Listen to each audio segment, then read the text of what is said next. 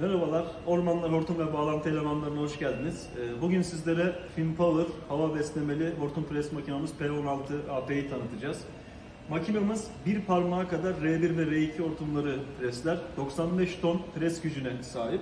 Şimdi örnek bir pres işlemi de yapacağız.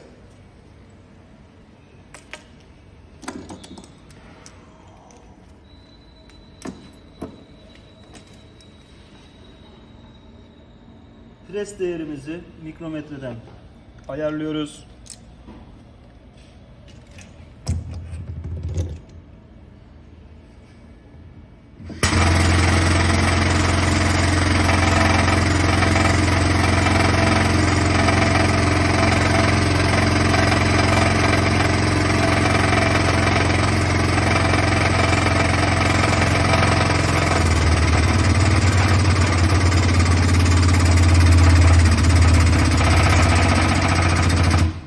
Makinamız pres değerine geldiğinde uyarı ışığı yakarak bize ölçüye geldiğini söylüyor.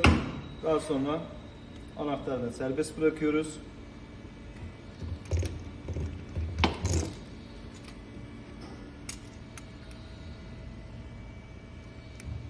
Evet, 25.10 istediğimiz pres değerine ulaştı.